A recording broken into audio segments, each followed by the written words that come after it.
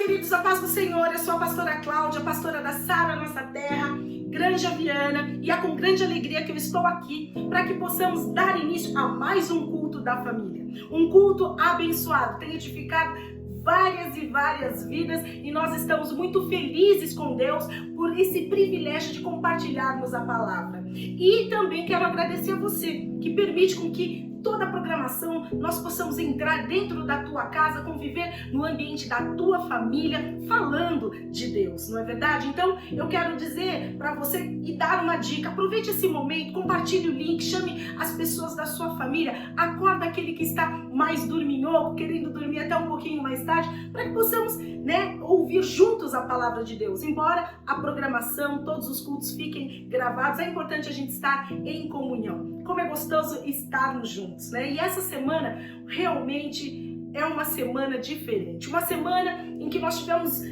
a gente está vindo de uma programação da igreja recheada de bênçãos. Tivemos um encontro, com a revisão de vidas com várias pessoas da igreja. Nós tivemos treinamento para líderes. Olha que bênção no feriado. Tivemos culto de campanha, terça-feira, com todos os nossos queridos irmãos que têm permanecido firmes ali em toda a organização do culto. Não deixe de prestigiar, não deixe de ouvir, de ser abençoado pela palavra de Deus. Tivemos todas as nossas células, tivemos o hashtag Sem Drama para as mulheres, um projeto maravilhoso da nossa querida Vera Naporano, e tem trazido grandes e grandes frutos. Eu quero agradecer especialmente nesse dia para que realmente a gente possa dar continuidade a esse trabalho. Iniciamos o projeto BI. Você não sabe o que é o projeto BI? Procure seu líder para que você saiba mais, ou então acesse toda a mídia social da igreja para que você entenda que nós temos um trabalho voltado para o desenvolvimento emocional dos nossos jovens. Procure ali, se informe juntamente com os teus líderes, porque nós somos uma igreja preocupada, interessada em pessoas, em sarar a terra, em sarar emocionalmente o coração de cada um de vocês, de cada um de nós. Amém, queridos? E aí a gente vem de toda essa programação. Nós tivemos também o culto, a arena, jovem, uma explosão de alegria, de bênçãos, louvor abençoado, Como eu amo cada um dos jovens. Aliás, eu tô com muita saudade de cada um de vocês. Um beijo no coração de vocês. Estamos juntos e eu creio que brevemente teremos novidades sobre o Arena em nome de Jesus. E hoje, culto da família. Nós teremos aqui na programação uma série de bênçãos, testemunhos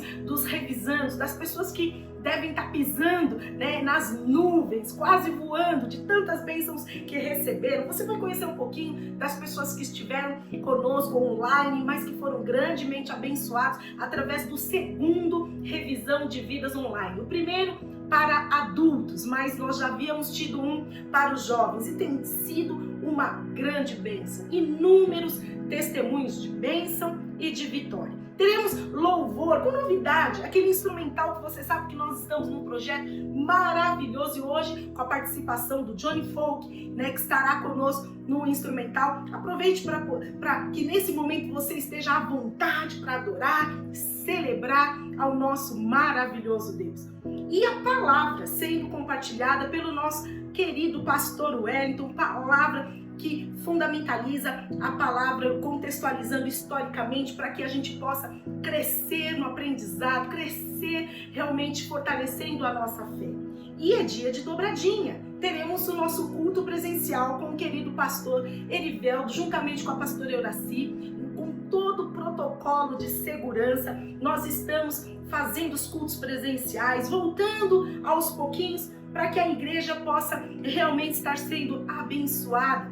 Então, dê o seu nome ao seu líder, reserve o seu lugar para estar conosco aos domingos à tarde, recebendo a palavra de Deus. E a programação não para por aí, nós sabemos que teremos várias outras programações, culto de mulheres na última quarta-feira do mês, teremos a vigília na última sexta-feira do mês e uma série de bênçãos. Então esteja conectado conosco. Aliás, nesse culto, esteja do início ao fim, participe conosco, divulgando cada link, estando conosco, até mesmo o movimento de altar. No final do culto, nós estaremos reunidos através de um link que será compartilhado para você, e você pode entrar numa sala de oração, que é o nosso tradicional movimento de altar. Nós fazíamos isso presencialmente e agora mantemos a prática da oração de forma virtual, mas você pode entrar nessa sala e ser grandemente abençoado em nome de Jesus. Queridos, mais apenas uma reflexão. Nós temos compartilhado a palavra de Deus, temos falado no início do culto a respeito das características do nosso Deus, né? Nós temos falado como Ele é um Deus acessível, como Ele é um Deus bondoso, como Ele é um Deus poderoso para que possa nos perdoar. Falamos disso a semana passada. Falamos de um Deus que Ele nos abençoa de uma forma que Ele não olha, Ele não acumula uma lista de erros, mas Ele nos perdoa. E hoje eu quero falar a respeito de uma outra característica desse nosso Deus, que Ele é um Deus generoso. Deus é um Deus generoso, Ele é um Deus de generosidade. Diga assim comigo, amém, glória a Deus. Eu sirvo a um Deus que Ele é generoso. Aliás, eu penso que a generosidade de Deus, ela é tão grande, que ela passou isso para que Jesus pudesse expressar a generosidade dele de uma forma a nos ensinar, a nos tornar também alguém que, enquanto cristãos, pudéssemos ser generosos em nome de Jesus. Então isso é algo parecido com aquilo que Jesus fez, o nosso Senhor, o nosso Salvador, que Ele foi generoso além da nossa imaginação, além daquilo que nós pudéssemos sonhar ou pensar se não tivéssemos um exemplo, um modelo como dele. E não há dúvida de que o modelo máximo dessa generosidade de Jesus, né, ele veio principalmente no ato do sacrifício dele naquela cruz, por amor a você e por amor a mim, nos perdoar, se entregar para nós, ainda enquanto éramos pecadores. Esse desprendimento de um Deus como Ele, né, realmente é a maior demonstração de generosidade que Ele poderia trabalhar e trazer para cada um de nós. Mas a palavra de Deus diz lá no livro de Mateus, capítulo 20, versículo 28, que é algo tão maravilhoso, que Ele veio para dar a sua vida, Ele veio para dar a sua vida em resgate de muitos. A generosidade de Jesus fazia parte da natureza dele, porque ele aprendeu com Deus Pai. O Deus Pai entregou o Filho de forma sobrenatural, e Jesus ele só reproduziu esse ato aprendido com o Pai, com o exemplo, com o modelo. Quando você pensa em tudo que Deus Pai deu por você, qual a sua reação? O que você pensa em fazer? É tão interessante, porque quando a gente pensa naquilo que Deus Pai fez, não dá para se surpreender com aquilo que Deus Filho fez por nós. É interessante isso, né? Será que é assim de forma prática na nossa vida? Quando os nossos filhos olham para tudo aquilo que a gente faz, será que é tão natural para os nossos filhos serem generosos também? Imitarem algo que nós temos praticado? Essa é uma das minhas reflexões o tempo todo, porque Deus, ele ensina uma forma de generosidade a todo momento, de Gênesis a Malaquias, no Antigo Testamento. Presta atenção. Deus, ele deu a vida a Adão e a Eva. Deus deu segurança e salvação a todo o povo ali na época de Noé, durante o tempo do dilúvio. Deus, ele deu maná e sustentou todo um povo no deserto. Deus deu a terra prometida ao povo escolhido. Deus, ele deu e dá proteção a todo o povo que servia a ele. Deus realmente deu a Davi promessas e promessas de um futuro maravilhoso, inclusive de ser rei. Deus, ele deu, gente, ele tem nos abençoado. Quantos creem nisso, digam amém. Mas Deus deu aos profetas visões, deu um futuro crendo na vinda de um Salvador. Deus deu o seu único filho, por amor a você e por amor a mim. Agora, a pergunta que não quer calar, o que eu, Cláudia, pastora Cláudia, posso dar em troca, ainda que de maneira muito, que não representa absolutamente nada diante de um sacrifício, diante de uma generosidade tão grande desse Deus? O que eu posso praticar de forma a realmente seguir o exemplo de um Deus que, como meu Pai, de um Deus que, como meu modelo, através da pessoa de Jesus, me ensinou? O que eu posso dar? Veja bem, Jesus, por nossa causa, ele tornou-se homem, ele tornou-se pobre, E ele ensinou através de cada uma das parábolas, de cada um dos ensinamentos, uma forma de sermos generosos. Lembra da história da viúva pobre, entre tantas outras, né? Quando ele ensinou, aonde está o teu tesouro? Aonde está o teu tesouro? Ali também está o teu coração. Aí ele ensinou também a fazermos o bem, mas não somente àqueles que a gente ama, aos nossos amigos, mas também aos nossos inimigos. Jesus, ele ensinou o seguinte: olha, seja tão desprendido a ponto de ser generoso, de tal forma que você dê tudo aos pobres e me siga. Jesus, ele ensinou uma generosidade tamanha que ele diz o seguinte: olha, você quer juntar alguma coisa para você, queridos? Não seja aqui na terra, junte nos céus. E Jesus nos ensinou. E essa passagem aqui me deixa realmente cheia de fé, cheia da alegria do Senhor, porque ele se entregou por mim, ele se entregou por você, e ele nos ensinou a sermos generosos. Eu quero dar uma dica, aliás, eu quero dar um desafio para você. Durante essa semana, faça um exercício, pratique o bem, dê generosamente algo a alguém. Pastora, mas eu não tenho nenhum tipo de recurso financeiro. Queridos, dê atenção, dê o seu tempo, dê o seu melhor. Prepare um prato de comida e leve até essa pessoa. Dê sem pedir nada em troca. Dê com uma mão sem que a outra precise saber. Faça quietinho, ligue, entre em contato, faça uma oração, dê algo de forma generosa para alguém sem que outros fiquem sabendo, mas pratique o bem. Pratique o bem de forma generosa, porque é isso que o Senhor nos ensina na palavra, é isso que ele praticou todo o tempo no Antigo Testamento, é isso que Jesus também praticou para nos ensinar o modelo e de que era possível como homem fazer, realizar o tempo todo no Novo Testamento. E é isso que hoje, no momento que nós estamos vivendo, nós podemos praticar também. Praticar o bem de forma generosa. O que eu posso dar de volta ao Senhor?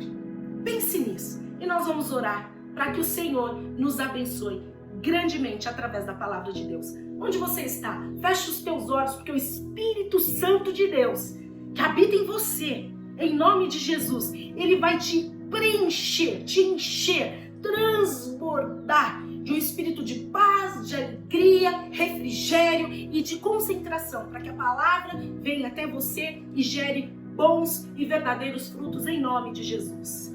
Pai amado, na tua presença nós oramos, glorificando o teu santo nome, declarando e exaltando ao Senhor, Pai, para que em nome de Jesus nós possamos, ó Deus, aprender mais e mais de Ti, descansar de tal maneira que a Tua palavra fale conosco, no silêncio em nome de Jesus da nossa voz, porque somente desta forma que nós podemos ouvir ao Senhor, quanto nós temos aprendido no silêncio, no calar, na meditação da Tua palavra. Por isso, Senhor, fala conosco de forma a transformar as nossas vidas, nos abençoar de maneira, Senhor, a termos saúde física pela nossa fé, saúde emocional através da nossa determinação, nosso foco e a nossa decisão de sermos transformados e, ó Deus, no nosso espírito, para que estejamos ligados ao Senhor, ó Pai, em nome de Jesus, professando uma fé, ó Deus, que ela seja sobrenatural, uma fé, Senhor, ó Deus, em nome de Jesus, inabalável. Nos abençoa, sê conosco, é o que eu te peço, em nome de Jesus. Queridos, tenhamos todos nós um maravilhoso, poderoso culto. Fiquem com Deus, fiquem na paz e na paz de Cristo.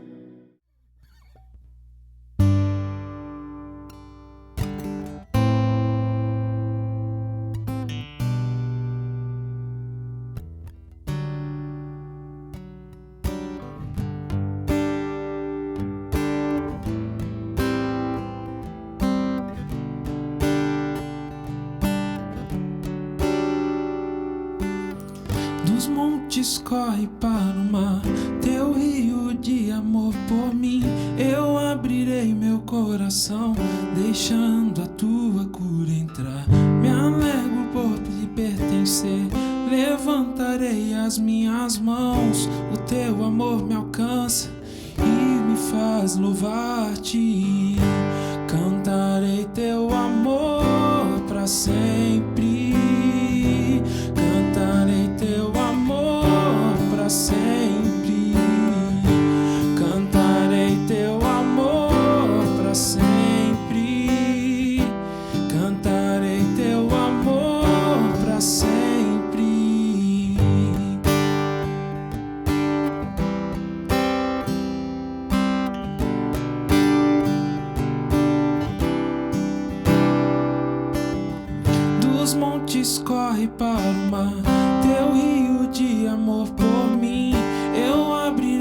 coração, deixando a tua cura entrar.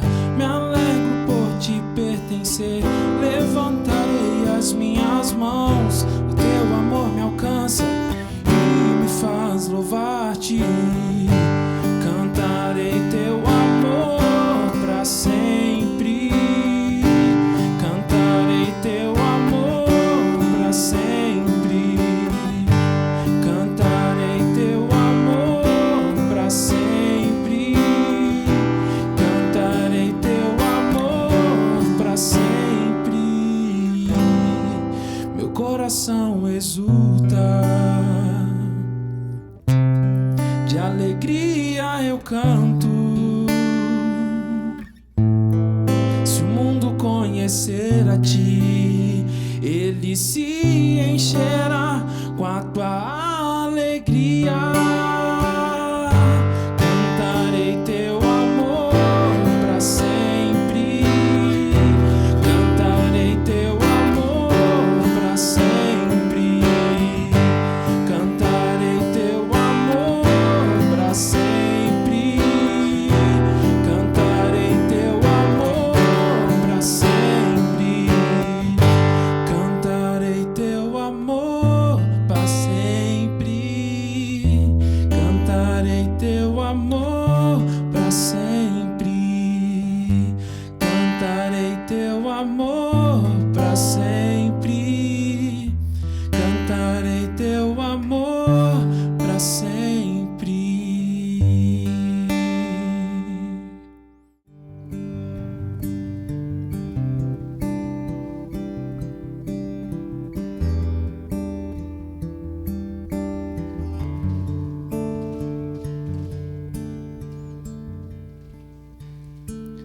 Pela manhã tu tens minha força. Pela manhã minha voz. Pela manhã tu tens meu coração em chamas outra vez. Pela manhã tu tens minha força. Pela manhã tu tens minha voz. Pela manhã tu tens meu coração em chamas outra vez.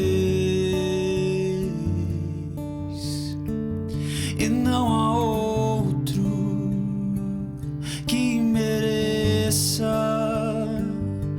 não há outro.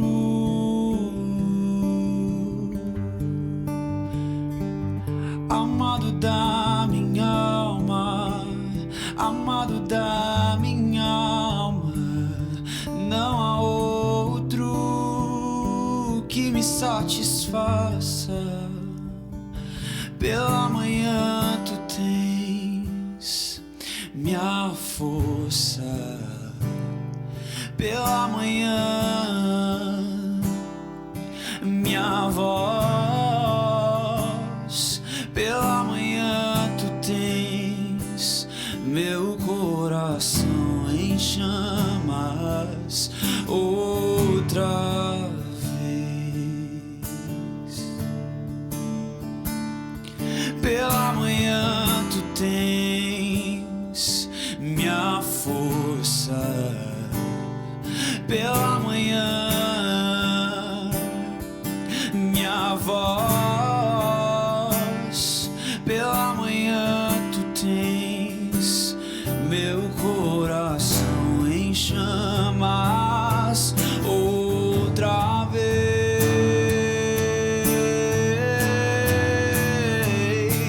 E não há outro que mereça, não há outro. És o amado da minha alma, és o amado da minha alma. Não há outro que me satisfaça. És o amado da minha alma, és o amado da minha alma. Não há outro que me satisfaça. E essa é minha recompensa, esse é o meu galardão, ter você dentro de mim pra sempre. E essa é minha recompensa, e esse é o meu galardão, ter você dentro de mim pra sempre. Não há outro que mereça. Não há outro. És o amado da minha alma, és o amado da minha alma. Não há outro que me satisfaça, e não há outro que mereça. Não há outro Deus. És o amado da minha alma, és o amado da minha alma. Não há outro que me satisfaça.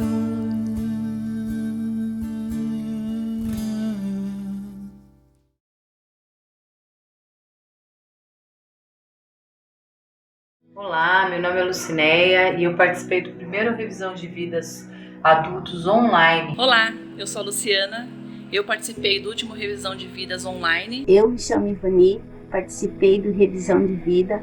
Oi, meu nome é Soraya, eu participei do último Revisão de Vidas esse final de semana. Meu nome é Neiva e eu participei do último Revisão de Vida. Foi tremendo, foi uma bênção para mim, um divisor de águas. Para mim foi um recomeço, um divisor de águas, na verdade. Para mim foi muito bom as orações, adorei e agradeço todo mundo que fez oração para mim. Gente, foi maravilhoso, uma bênção. Foi um despertar para uma nova vida. Às vezes a gente se perde ao longo do caminho, mas Deus é tão cuidadoso que Ele sempre vai levantar alguém para te dar a mão e te mostrar a direção. E estar debaixo da graça de Deus e viver aos pés de Cristo é renovador. Participe você também. Participa você também, porque vai valer a pena. Participem vocês também. Obrigada, família Sara Nossa Terra. Um beijo. Para você que não conhece o Revisão, eu te convido. Venha conhecer a Cristo.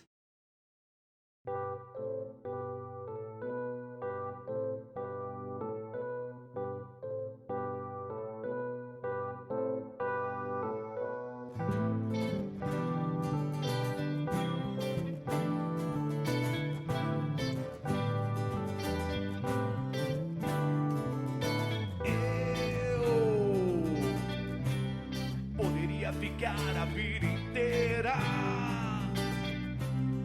ouvindo a sua voz tão doce. Eu poderia ficar a vida inteira ao som das tuas palavras.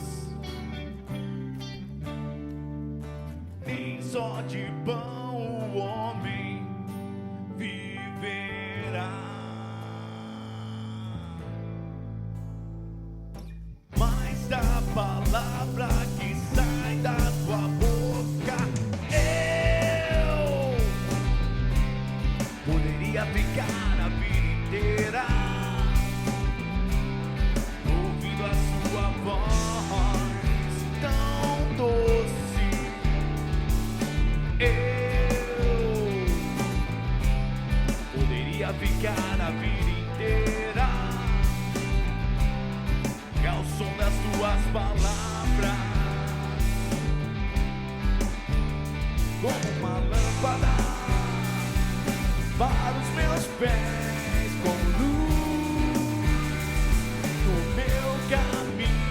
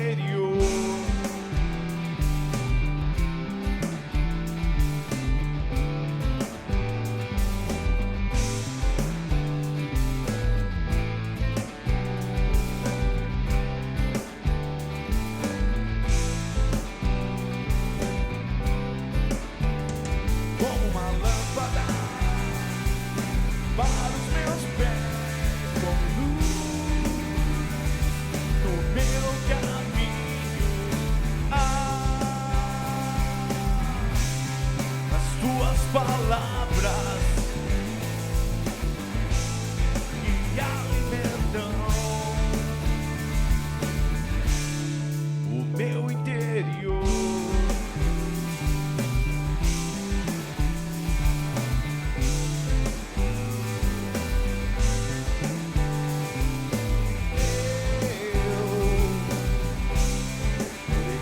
Ficar a vida inteira ouvindo a tua voz tão doce, tão doce, tão doce, tão doce, tão doce.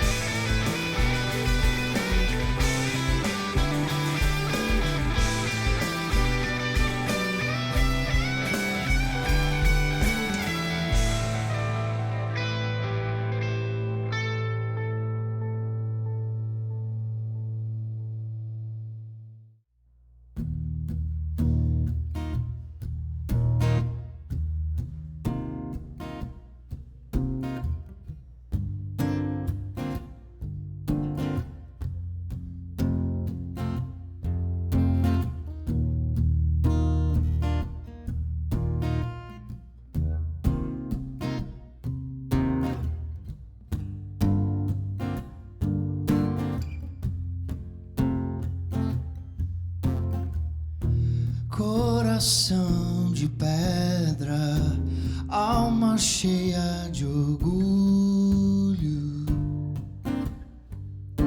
caminho sem direção, casa abandonada, mundo tão vazio. O que falta em nós é o amor. Se não tenho perdão, não tem amor. Se não tenho amor, aonde está Deus? Aonde está Deus? Aonde está Deus? Está lá fora e a alma chora. Aonde está Deus?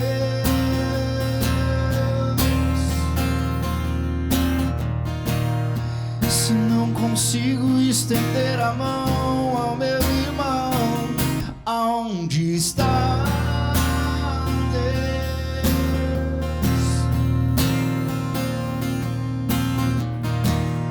Se eu não consigo fazer o bem sem olhar a quem, aonde está Deus?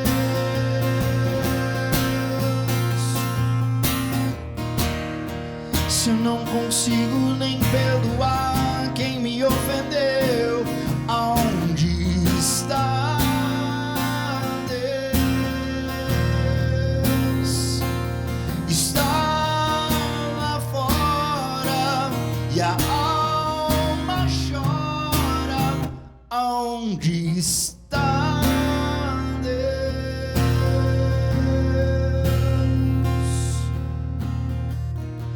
Coração de pedra, alma cheia de orgulho, caminho sem direção, casa abandonada, mundo tão vazio. O que falta em nós é o amor. Se não tenho perdão, não tem amor. Se não tenho amor, aonde está Deus? Aonde está Deus? Aonde está Deus?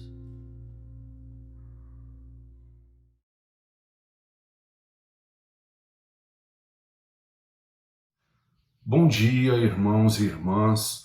Hoje, setembro, né? Dia 13 de setembro, e nós vamos dar continuidade à nossa base preparatória para que daqui a alguns meses nós possamos entrar definitivamente, né, no assunto de falarmos, né, do que se espera da igreja daqui 10 anos, né? Como será essa igreja? Eu acho que o mais correto é nos próximos 10 anos, né? Como deveremos agir como igreja. E nós estamos falando de alguns princípios que eles perpetuam aí ao longo dos anos. E nós estamos usando como texto base o livro de Coríntios, né? Nós estamos falando de vários capítulos do livro de Coríntios. E hoje nós vamos falar sobre mais uma questão, que é uma questão também muito atual.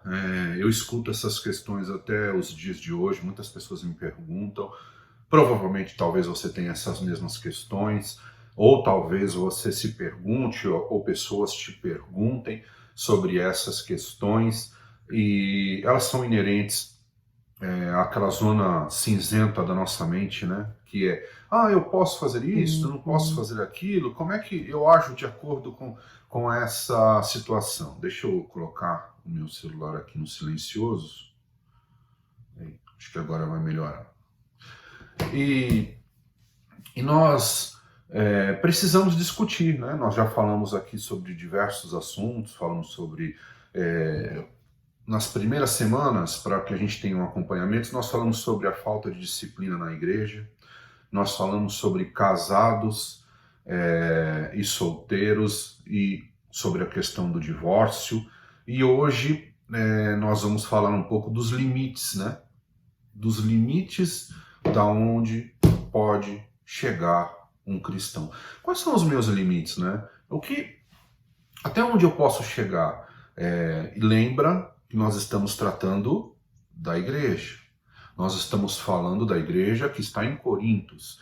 Nós estamos falando de uma igreja que está numa grande cidade da época, uma cidade muito semelhante a tudo que temos hoje nas grandes cidades em relação a problemas, em relação a algumas outras questões. Claro que não estou aqui evidenciando as questões tecnológicas ou de desenvolvimento urbano ou alguma coisa assim, mas ainda assim é uma cidade que pode ser comparada à nossa. E só para que a gente entenda, né, o que nós vamos conversar hoje e por que nós vamos trazer, através deste texto, essa conversa sobre até onde eu posso ir, né, até o que eu posso fazer, mas eu posso, o crente pode, o crente não pode, ele faz isso, ele está pecando, ele faz isso, ele não está pecando.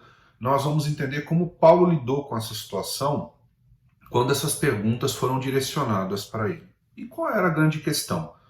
Coríntios, como todos nós já, a igreja, né, que está em Coríntios, como nós já estamos falando, era uma igreja que tinha muitas peculiaridades inerentes a uma grande cidade. E uma delas era que, obviamente, se tratando de uma grande cidade, existia não somente um culto ao Deus, ao nosso Deus, né? Aliás, esse culto era extremamente novo. Era uma cidade politeísta, era uma cidade que cultuava diversos deuses. Eu tive a curiosidade, levantei aqui alguns para que nós pudéssemos só ter uma noção, né, dos templos que existiam em Corintos. Existiam templos a Diana, Dionísio, a Baco, a Afrodite, a Apolo, a Saturno, a Zeus e dentre outros. Eu levantei só alguns que eu creio que os nomes são mais comuns a todos nós. E dentro desses templos haviam festas. E como qualquer templo, né, essas festas, obviamente, também tinham comidas. E essas comidas, depois que havia o cerimonial, obviamente, as pessoas também comiam.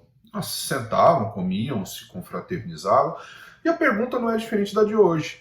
Era, eu posso comer, eu posso ir a estas festas? Essas eram as questões, né? Eu posso ir a estas festas? Se eu for, eu posso comer daquilo que foi oferecido ali, né, mediante aquelas celebrações? E aí tem mais algumas coisas. Em relação à carne, por exemplo, a carne oferecida, os sacrifícios eram muitos.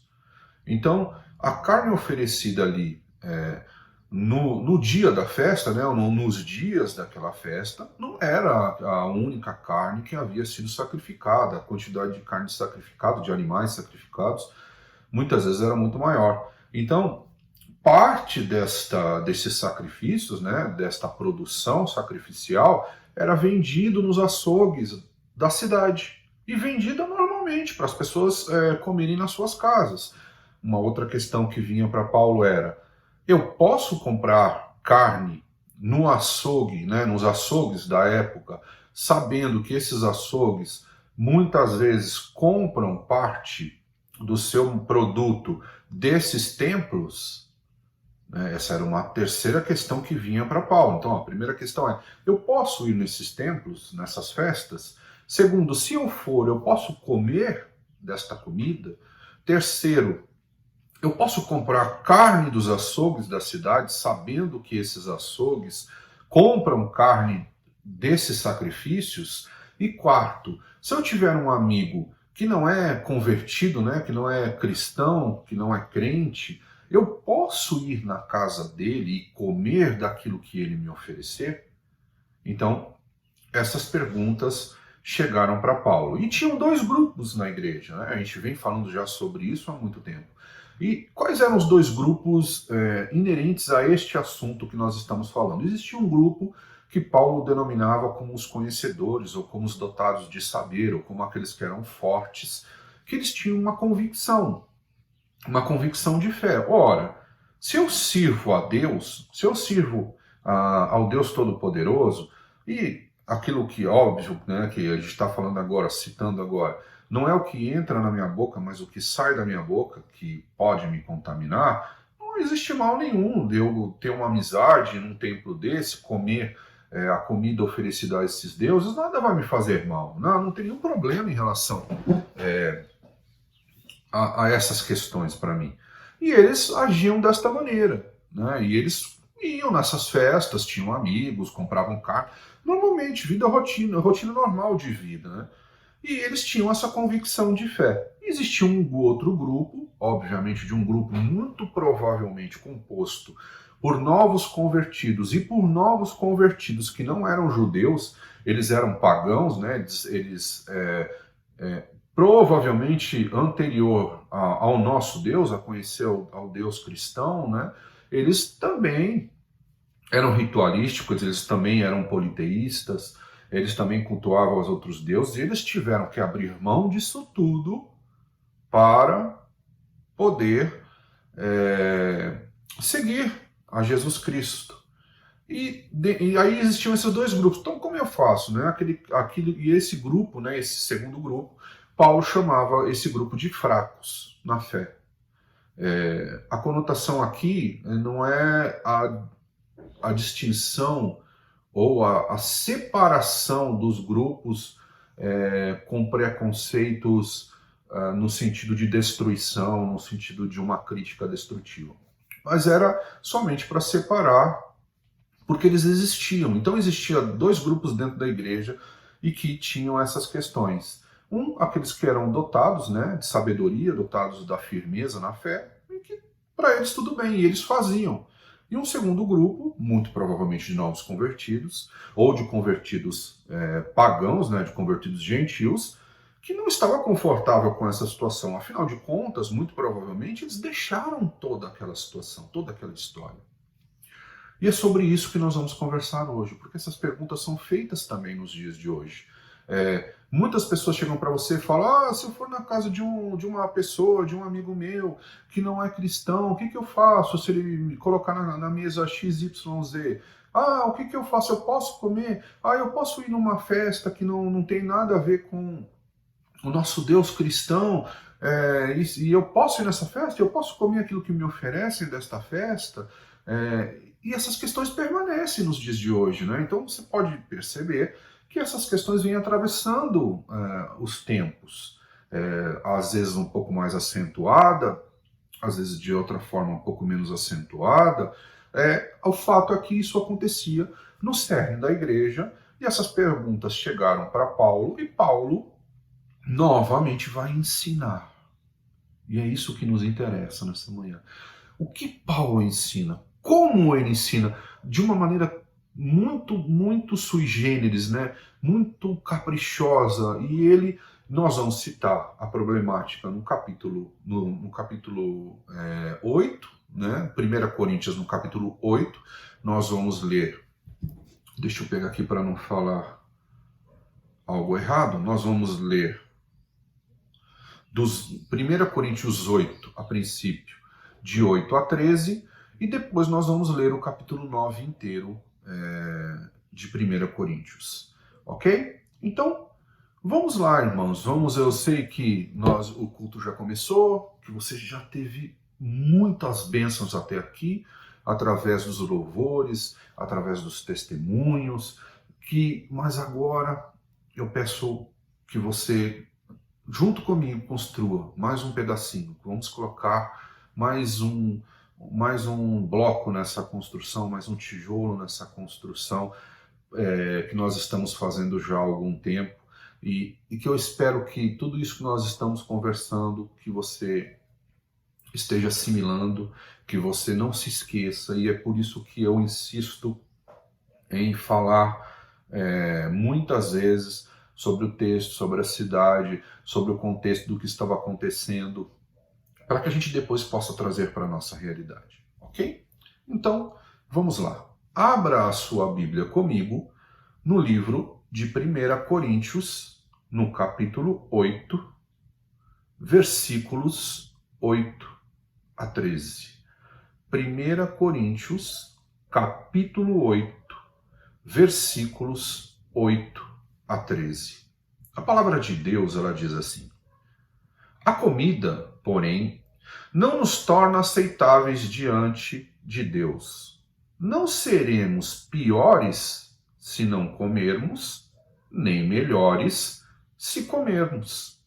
Contudo, tenham cuidado para que o exercício da liberdade de vocês não se torne uma pedra de tropeço para os fracos. Pois, se alguém que tem a consciência fraca vir você, que tem esse conhecimento, comer num templo de ídolos, não será induzido a comer do que foi sacrificado a ídolos? Assim, esse irmão fraco, por quem Cristo morreu, é destruído por causa do conhecimento que você tem. Quando você peca contra seus irmãos dessa maneira, ferindo a consciência fraca deles, peca contra Cristo. Portanto, se aquilo que eu como leva o meu irmão a pecar, nunca mais comerei carne para não fazer meu irmão tropeçar. É incrível o discernimento que Paulo tem. Então a primeira coisa que ele diz, ele fala o seguinte: na verdade, a questão que vocês estão me trazendo não tem esse princípio que vocês estão colocando. Porque o princípio, grave isso, escreva isso, guarde isso na sua mente.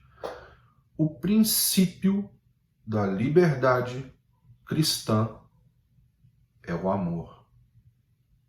Então, o que define aonde nós, ou até onde nós podemos chegar ou não, é o amor pelos irmãos, pela obra de Cristo, pelo sacrifício, pela salvação e tudo aquilo que você conhece.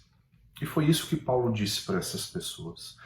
Você que já tem um conhecimento maior, que está alicerçado na fé, sabe que não tem nenhum problema. Na verdade, ele estava dizendo exatamente isso. Você não tem nenhum problema de comer, você não vai ser contaminado, nada vai acontecer com você. Você tem uma fé solidificada, você tem uma fé sólida na palavra.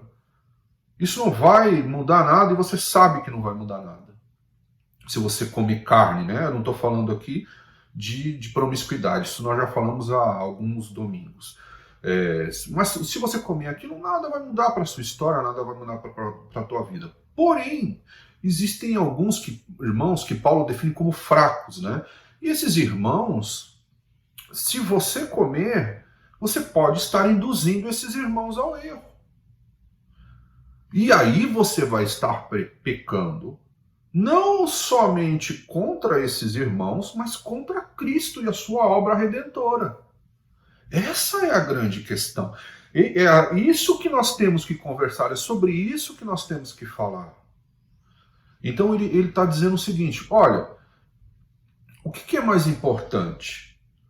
O seu conhecimento, né? Que as pessoas entendam que você tem conhecimento da palavra, que você conhece muito da palavra e tudo mais, ou é melhor que você seja conhecido por Deus como alguém que leva pessoas para o caminho de Jesus ou tira pessoas do caminho de Jesus? Segundo ponto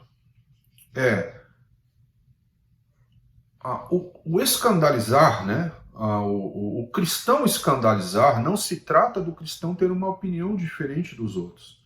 O que escandaliza não é a sua opinião diferente de outras pessoas, porque todos nós temos opiniões e em muitos casos as nossas opiniões são diferentes, como nesse caso, daqueles que tinham mais conhecimento, mais fortalecidos na fé, e daqueles que Paulo chamava de fraco. A grande questão do escandalizar é o que você faz. Está induzindo os teus irmãos ao erro ou a andar com Cristo? E isso é escândalo. Né? Então você está escandalizando as pessoas, neste caso aqui, aqueles que eram dotados de maior conhecimento, quando eles faziam isso. Porque quando eles faziam isso, eles induziam aqueles que são fracos na fé, ou que ainda estavam naquela condição de fracos na fé, a fazerem a mesma coisa, só que com uma diferença. Quando aqueles que são dotados de força, né, dotados de conhecimento, alicerçados, muito bem estruturados na palavra, fazem esse tipo de coisa, eles não têm consciência pesada, a consciência deles é tranquila, eles sabem que aquilo não afeta a sua crença em Deus, a sua fé em Jesus Cristo, nem que aquilo contamina eles de alguma forma.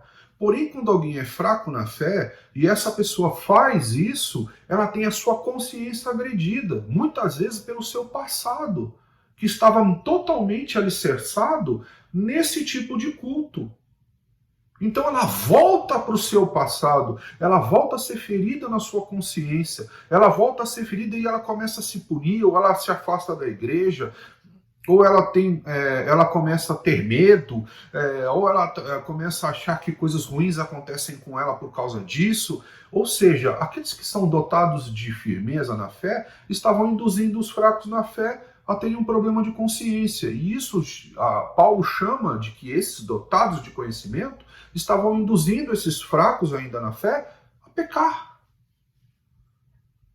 Então, a questão da liberdade cristã, que é o que mais nos interessa nesta manhã, a liberdade cristã está lastreada, como todo o evangelho, como toda a sua vida, no amor. Então, quando você faz isso, você está tendo uma atitude de amor ou está querendo provar para as pessoas que você tem tanto conhecimento que aquilo não faz diferença para você? É melhor ser conhecido por Deus do que você esbanjar o seu conhecimento desta forma. É melhor que Deus te conheça como alguém que leva pessoas a Jesus Cristo. E esse é o segundo ponto, né? E essa segunda colocação, não induz as pessoas ao erro. Agora, existe uma terceira condição nessa questão. Qual é a terceira condição? quando você coloca pessoas para liderar dentro de igrejas ou dentro de locais, você não pode colocar pessoas fracas para liderar. Você tem que colocar as pessoas que Paulo define aqui como dotados de conhecimento para liderar as questões éticas, né? Lembra, ética é diferente de moral. Moral são definidas pelos princípios de Deus e a ética é o comportamento deste grupo como grupo, né? Então ele está falando do comportamento do cristão como cristão. Então são os dotados de conhecimento que definem, que devem definir a ética existente ali naquele grupo para que diminua-se a chance de erros, né? E quando eu falo de erros aqui, em relação aos princípios ensinados por Jesus Cristo. Porque os fracos na fé, eles vão transformar a igreja como se fosse os cultos pagãos, os cultos politeístas, né? Por causa da sua fraqueza na fé, tudo vai virar maldição, tudo vai virar problema, tudo vai virar não pode, tudo vai virar, olha, cuidado, né? Como nós escutamos nos dias de demônio, olha, o demônio, o demônio, o demônio, o demônio, o demônio, o demônio. Ele fica mais evidente na igreja do que o próprio Jesus Cristo. Então, os fracos na fé não podem estar na liderança tomando a frente de questões éticas. Então, nós temos essas duas questões. Tem que haver um equilíbrio aqui, né? Enquanto alguns são fracos na fé, esses que são dotados de conhecimento têm que levar sabedoria, mas levar sabedoria em amor. E é sobre isso que nós vamos colocar agora. Então Paulo fala isso, e logo em seguida, no capítulo 9, que nós vamos ler agora, de 1 Coríntios, ele vai mostrar, através de exemplos próprios, como é que se deve lidar com essas situações. E ele ensina, né? Ele está... as pessoas dizem, né, que a letra mata, não é verdade? E é verdade para aqueles que são orgulhosos e é verdade para aqueles que não compreendem a palavra. Mas quando a letra está na boca de um teólogo, de alguém que... É lógico que nós não sabemos, teologia é a lógica de Deus, né? Mas de alguém que conhece os princípios de Deus, e se nós entendermos que esses princípios é a própria lógica de Deus ao agir, e essa pessoa ensina, né? Porque o teólogo é aquele que ensina, é aquele que traz da maneira correta, isso muda tudo. E Paulo era esse pastor que era teólogo, porque ele tinha um conhecimento gigante da palavra. Aliás, né, como eu sempre falei lá desde o primeiro, agradeça aos teólogos, porque você só tem a Bíblia na tua mão porque existe um teólogo que estudou a palavra, estudou línguas, estudou culturas, estudou pessoas, e estudou tudo o que estava acontecendo, e colocou isso num papel, e hoje você tem em mãos. Então você tem as coisas em mãos, e eu também, porque alguém estudou, porque um teólogo estudou. Então quebre esse seu preconceito na mente. A questão não é ser teólogo ou não, a questão é ser orgulhoso, a questão é ser prepotente, a questão é ser humilde ou não ser humilde. Essas são as grandes questões que nós temos que lidar aqui. E sim, você deve estudar, e estudar muito a palavra de Deus. Muito, muito. Eu aconselho que você estude muito a palavra de Deus, mas que você coloque ela em prática, né? Que o seu empenho em estudar seja tão grande quanto o seu empenho em aplicar na sua própria história e na vida de outras pessoas também. Amém?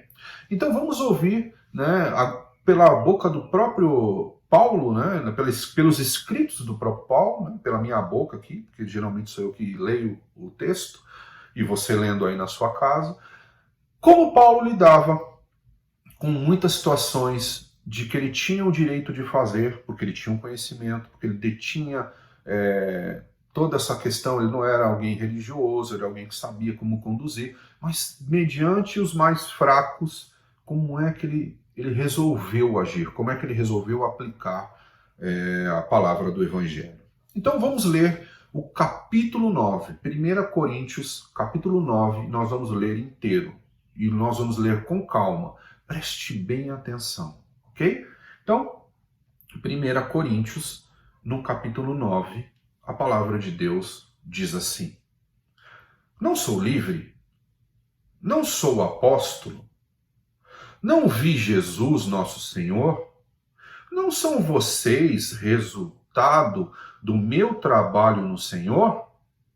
Ainda que eu não seja apóstolo para outros, certamente o sou para vocês. Pois vocês são o selo do meu apostolado no Senhor. Essa é minha defesa diante daqueles que me julgam. Não temos nós o direito de comer e beber? Não temos nós o direito de levar conosco uma esposa crente, como fazem os outros apóstolos, os irmãos do Senhor e Pedro? Ou será que só eu e Barnabé não temos direito de receber sustento sem trabalhar? Quem serve como soldado à própria custa? Quem planta uma vinha e não come do seu fruto? Quem apacenta um rebanho e não bebe do seu leite? Não digo isso do ponto de vista meramente humano. A lei não diz a mesma coisa? Pois está escrito na lei de Moisés: não amordace o boi enquanto ele estiver debulhando o cereal. Por acaso é com bois que Deus está preocupado? Não é certamente por nossa causa que ele o diz? Sim, isso foi escrito em nosso favor. Porque o lavrador, quando ara, e o debulhador, quando debulha, devem fazê-lo na esperança de participar da colheita. Se entre vocês semeamos as coisas espirituais, seria demais colhermos de vocês coisas materiais? Se outros têm direito de ser sustentados por vocês, nós não o temos nós ainda mais? Mas nós nunca usamos desse direito. Ao contrário, suportamos tudo para não pôr obstáculo algum ao Evangelho de Cristo. Vocês não sabem que aqueles que trabalham no templo alimentam-se das coisas do templo e que os que servem diante do altar participam do que é oferecido no altar? Da mesma forma, o Senhor ordenou àqueles que pregam o Evangelho que vivam do Evangelho. Mas eu não tenho usado de nenhum desses direitos. Não estou escrevendo na esperança de que vocês façam isso por mim. Prefiro morrer a permitir que alguém me prive deste meu orgulho. Contudo, quando prego o Evangelho, não posso me orgulhar, pois me é imposta a necessidade de pregar. Ai de mim, se não pregar o Evangelho. Porque se prego de livre vontade, tenho recompensa. Contudo, como prego por obrigação, estou simplesmente cumprindo uma incumbência a mim confiada. Qual é, pois, a minha recompensa? Apenas esta, que pregando o Evangelho, eu o apresente gratuitamente, não usando, assim, dos meus direitos ao pregá-lo. Porque, embora seja livre de todos, fiz-me escravo de todos, para ganhar o maior número possível de pessoas. Tornei-me judeu para os judeus, a fim de ganhar os judeus. Para os que estão debaixo da lei, tornei-me como se estivesse sujeito à lei, embora eu mesmo não esteja debaixo da lei, a fim de ganhar os que estão debaixo da lei. Para os que estão sem lei, tornei-me como sem lei, embora não esteja livre da lei de Deus, e sim sob a lei de Cristo, a fim de ganhar os que não têm a lei. Para com os fracos, tornei-me fraco, para ganhar os fracos. Tornei-me tudo para com todos, para de alguma forma salvar alguns. Faço tudo isso por causa do Evangelho, para ser coparticipante dele. Vocês não sabem que de todos os que correm no estádio, apenas um ganha o prêmio? Corram de tal modo que alcancem o prêmio. Todos os que competem nos jogos se submetem a um treinamento rigoroso para obter uma coroa que logo perece. Mas nós o fazemos para ganhar uma coroa que dura para sempre.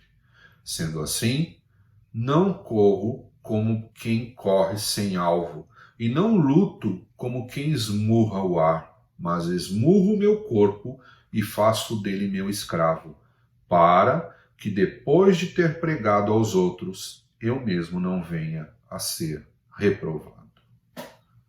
Incrível, né, irmãos? Paulo, mais uma vez, traz dá uma aula de ensinamento. Ele diz, olha, como pregador da palavra, como a própria lei estabelece, eu tenho muitos direitos, né? Eu tenho alguns direitos.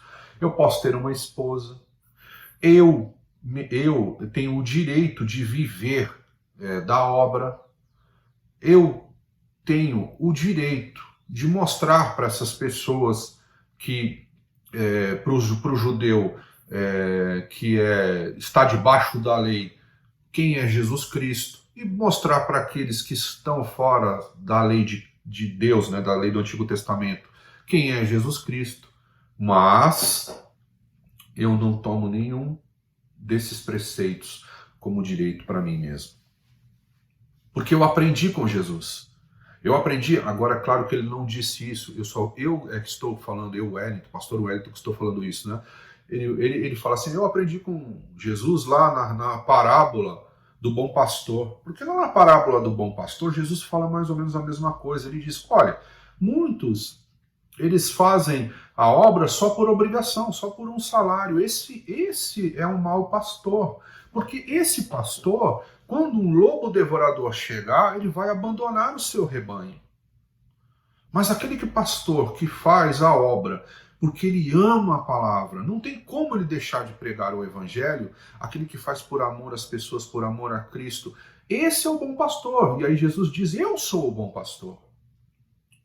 Pessoal, deixa eu fazer só um parênteses aqui. Eu não estou dizendo que os homens que vivem da obra de Deus não têm o direito de viver da obra de Deus. Mas mesmo aqueles que vivem da obra de Deus e exercem esse direito de viver da obra de Deus, o amor no coração deles tem que ser maior do que a profissão, né? Aquilo não pode ser uma profissão, né? Eles não podem entender isso de uma forma profissional, ou senão serão aquilo que Jesus disse, né? Serão maus pastores, né? E Paulo estava dizendo a mesma coisa aqui, ele está explicando aquelas questões do comer. Ele está dizendo assim, olha, eu me fiz tudo para com todos. Aqui tem um outro detalhe. Quando Paulo se fez tudo para com todos, ele não vai em bailes de danças de depravação e dança junto com aquelas pessoas. Ele não vai, ele faz o seguinte, ele respeita a cultura, porém, mesmo respeitando a cultura daquela pessoa, ele introduz, ele prega o evangelho, ele fala de Jesus. Quando ele fala, eu me fiz tudo para com todos, ele não diz, eu pequei, porque ele fala assim, apesar de não estar debaixo da lei, muitas vezes eu me fiz ali e obedeci, né, a cultura judaica oriunda da lei para que eu pudesse falar de Jesus para aquelas pessoas. E para aqueles que estão sem lei, apesar de eu estar debaixo da lei de Cristo, de Deus, eu me fiz ali como sem lei para pregar Jesus Cristo. E ele estava dizendo isso para aqueles que tinham as questões do comer. Ele estava dizendo, olha, vocês que têm firmeza na palavra, olha, vocês que têm firmeza no Evangelho de Cristo, que vocês já estão firmes nessa questão, que vocês conseguem entender melhor, vocês precisam compreender que não estão acima do amor. Que o limite de vocês, assim como o meu limite, é o amor de Cristo, é a palavra de Deus. Então, se nós estamos obstruindo a palavra de Deus de alguma forma, se sacrifique. E era esse sacrifício que Paulo fazia. Não é que ele entrava e fazia a mesma coisa que os outros estavam fazendo. Ele sacrificava a si mesmo, o seu conhecimento em Cristo, a sua inteligência na palavra e a experiência que ele teve com Jesus. Ele sacrificava muitas vezes tudo isso para que ele não parecesse para as pessoas arrogante, ou para que ele não parecesse pesado, para que ele não parecesse alguém que queria não ensinar, né, mas que queria mostrar a sua capacidade intelectual, Ele não fazia nada disso, ele se submetia para que aquelas pessoas pudessem ouvir o evangelho. Então ele não era um peso financeiro, ele não era um peso... Quando eu falo de peso financeiro aqui, está envolvido o casamento, né? Ele não tinha uma esposa, e ele também... ele trabalhava, é isso que ele dizia, olha, eu não fiz uso destes meus direitos. Então o que ele estava ensinando? Então quer dizer que agora ninguém mais tem esse direito? Não, ele não tirou o direito. Ele não disse que as pessoas não tinham esse direito. O que ele disse é o seguinte: entre você exercer o seu direito e induzir uma pessoa ao erro, então opte por não exercer o seu direito, para que aquela pessoa permaneça na fé em Jesus Cristo e que ela seja salva. E aí sim você terá uma coroa eterna. E é por isso que ele fala no final do capítulo 9, olha, nós não somos iguais àqueles que correm nas Olimpíadas, que só um vence, né? E a coroa, além de tudo, ela é corruptível. Nós somos daqueles que muitos podem vencer com Jesus, e a nossa coroa, ela é incorruptível, nossos tesouros estão nos céus. Então ele está ensinando aqueles que têm o conhecimento a adquirirem tesouros nos céus, a agir conforme Jesus ensinou que eles agissem. E também está ensinando aos fracos que eles precisam se fortalecer na fé, para que eles saiam dessa estágio de meninos, para que eles possam crescer nesse conhecimento. Agora, meu irmão, traga isso para a sua realidade, para a minha realidade dos dias atuais. Como nós temos agindo? Como você tem ensinado aqueles que chegam diante de você? Ou você está numa posição de liderança sendo alguém fraco na fé? Não pode, né? Não pode não é a palavra. Não deveria.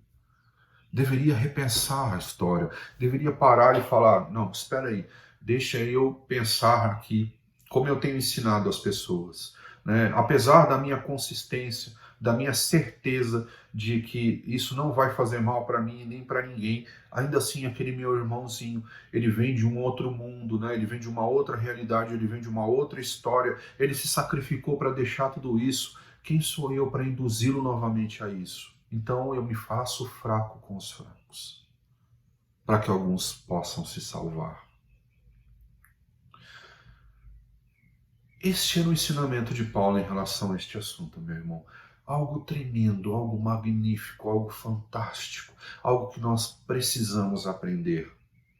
E ele diz, olha, faça isso para que Cristo, para que o Senhor Jesus não encontre pecado em você, para que você não fira a consciência de outras pessoas.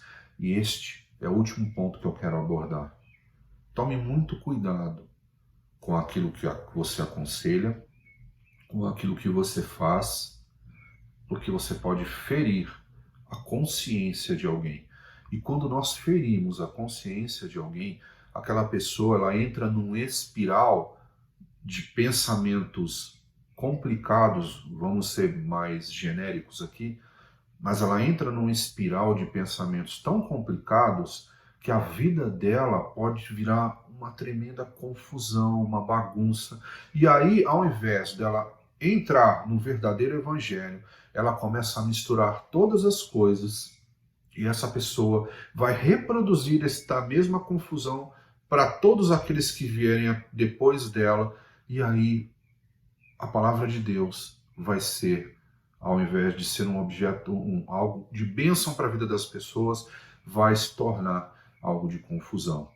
E aí o nosso inimigo vai sorrir com todas essas questões. Então a sabedoria que habita em você tem que ser tão grande quanto o amor que habita em você. Aliás, a Paulo diz muitas vezes isso, a sabedoria que vale é a sabedoria que vem do amor de Deus. Ele é o árbitro para todas as coisas. Ele é a base para todas as coisas. Então, voltando à pergunta, até onde chega a minha liberdade como cristão? Você sabe que a sua liberdade é imensa como cristão. Porém, a sua liberdade, ela deve chegar, primeiro, quando você não atrapalha o Evangelho de Cristo. Se a tua liberdade está atrapalhando o Evangelho do Senhor Jesus, então pare. Não vale a pena avançar. E o segundo ponto é: a tua liberdade não pode escandalizar o teu irmão. A tua liberdade não pode induzir, seja quem quer que seja, ao erro. Aquele fraco na fé a errar, a pecar e a fazer coisas que não deveria fazer, ou a voltar a um passado que ele não deveria voltar. Então a sua liberdade tem o lastro no amor. E ela não pode atrapalhar o Evangelho de Cristo. Assim como Paulo disse, a minha liberdade, eu sei qual é a minha liberdade, mas eu não faço uso dela para que o Evangelho do Senhor não seja atrapalhado, para que eu não obstrua o avanço da palavra, o avanço do Evangelho. E eu não estou falando aqui de avanço territorial. O avanço territorial é só consequência. É o avanço no interior de cada indivíduo para crescimento em fé, para a busca da estatura do varão perfeito. E o segundo ponto é: eu não vou induzir o meu irmãozinho ao erro. É como se você fosse, por exemplo, um grande as na bicicleta. E aí você é um grande as, você consegue fazer algumas manobras, e aí você já está há muito tempo, muito experiente, muito tranquilo naquilo. Você faz uma corrida de 100 metros até chegar à beira de um precipício. Não faça isso, tá, meu irmão? Só estou usando como um exemplo. E aí você, chegando próximo à beira do precipício, você consegue virar a sua bicicleta, obviamente sem cair nesse precipício. E aí você começa a mostrar isso, e talvez aquele novo participante desse seu esporte, né, do esporte de usar a bicicleta, não tenha tanta experiência, tanta convicção com você. Mas ele diz assim: sem treinamento, lembra? Paulo falou, nós somos treinados. Nós somos treinados, nós somos treinados. E aí aquele irmãozinho lá, né, aquele novo participante fala: sem treinamento nenhum eu vou conseguir fazer isso. Ele pode conseguir? Pode numa manobra de muita sorte, mas na maioria das vezes ele vai se atirar dentro de um abismo. Então, meu irmão, às vezes alguém que tem um profundo conhecimento, um alicerce na fé de Cristo, acaba se tornando cego por causa da sua vaidade humana. E aí ele vira um cego conduzindo um outro cego. E o que é pior, às vezes um fraco na fé está liderando. E aí, literalmente, é um cego guiando outro cego. Então, não pode acontecer dessa maneira no nosso meio. Nós temos que ser experimentados na palavra e no amor de Cristo. A nossa liberdade tem um limite no amor de Cristo. Eu posso garantir, ela é imensa. Mediante essa palavra, reflita um pouco nessa manhã. Pensa como você tem agido. Pensa como tem sido isso na sua história e na sua vida. Pensa como você tem aplicado isso. E pensa como é que você tem ensinado as pessoas que estão aí ao seu redor. Curva a tua cabeça, vamos orar nessa manhã. Meu Deus e meu Pai, nós aprendemos mais uma vez contigo. E nós entendemos que não devemos usar nem da nosso conhecimento, da nossa força, na fé, do quanto nós estamos alicerçados na fé, para atrapalhar o teu evangelho, e muito menos para induzir quem quer que seja ao erro.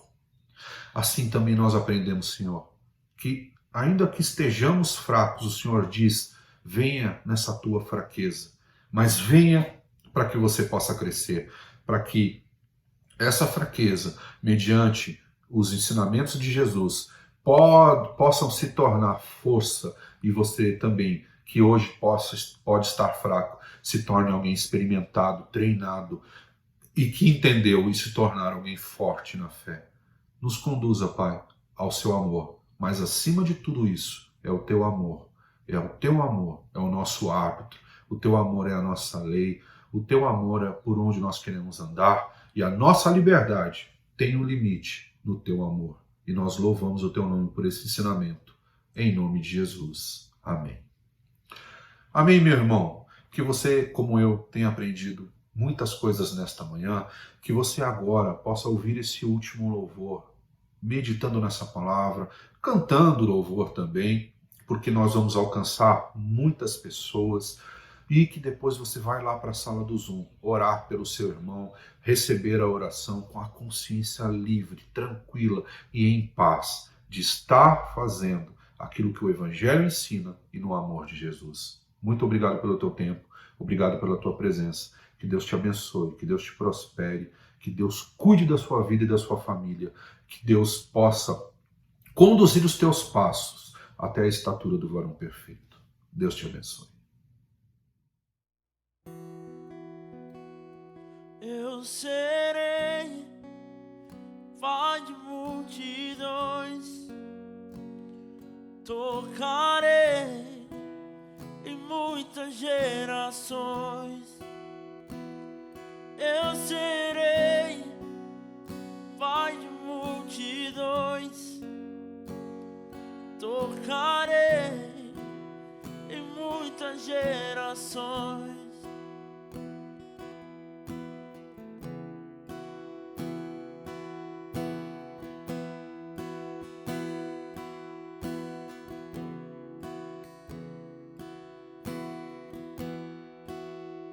Eu vejo um povo tão distante, tão sozinho, buscando salvação. Eu vejo órfãos e viúvas, filhos pródigos, tão longe do Pai. Consolar os que choram, libertar os cativos, preparar o caminho, anunciar tua salvação. Eu serei pai de multidões, tocarei em muitas gerações. Eu serei pai de multidões, tocarei em muitas gerações. Eu vejo um povo tão distante, tão sozinho, buscando salvação. Eu vejo órfãos e viúvas, filhos pródigos, tão longe do Pai. Consolar os que choram, libertar os cativos, preparar o caminho, anunciar tua salvação. Eu serei pai de multidões, tocarei em muitas gerações. Eu serei pai de multidões, tocarei em muitas gerações. Eu serei pai de multidões, tocarei em muitas gerações. Eu serei pai de multidões, tocarei em muitas gerações.